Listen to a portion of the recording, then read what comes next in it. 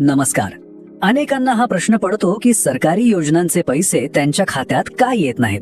यामागे खूप मोठं कारण असू शकतं आणि ते म्हणजे ई-KYC. तर आज आपण हेच समजून घेणार आहोत की ई-KYC आणि थेट बँक खात्यात येणारे पैसे म्हणजे DBT यांचा नेमका काय संबंध आहे. आणि हो, ही गोष्ट ना अजिबात हलक्यात घेण्यासारखी नाहीये. बऱ्याच जणांना वाटतं की अरे ई-KYCचं काय एवढं, ही तर एक छोटीशी प्रक्रिया आहे. पण नाही, सरकारी नियमानुसार याच एका गोष्टीमुळे आपल्या हक्काचे पैसे कायमचे अडकू शकतात. लक्षात घ्या, ही फक्त एक शक्यता नाहीये, हा एक खराखुरा गंभीर धोका आहे. आणि याच धोक्यामुळे लोकांच्या मनात एक मोठा गोंधळ निर्माण झाला आहे.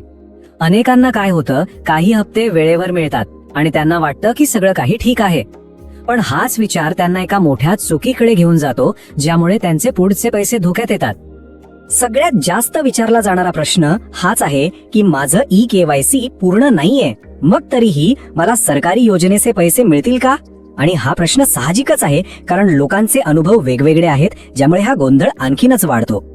आणि गंमत म्हणजे या प्रश्नाचं उत्तरही तितकंच गोंधळात टाकणार आहे. काही लोकांना पैसे मिळतात तर काहींचे अचानक थांबतात. तर मग असं का होतं?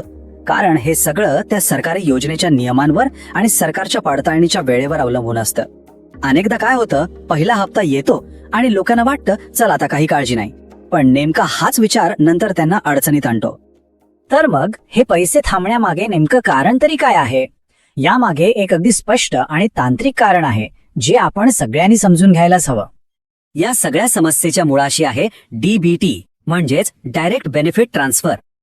ही एक अशी प्रणाली आहे ज्यामुळे सरकारमधल्या कोणत्याही व्यक्तीला वगळून थेट लाभार्थ्याच्या बँक खात्यात पैसे पाठवतं. आणि हीच पारदर्शकता टिकवण्यासाठी सरकारला खात्री करावी लागते की पैसे योग्य व्यक्तीलाच मिळत आहेत. आणि बरोबर इथेच ई-KYC ची भूमिका सुरू होते. आता हे दोन मार्ग बघा. डावीकडे ई-KYC अपूर्ण आहे, म्हणजे सरकार आणि आपल्यामध्ये एक दुवा तुटलेला आहे. पैसे पाठवले तरी ते आपल्यापर्यंत पोहोचतच नाहीत.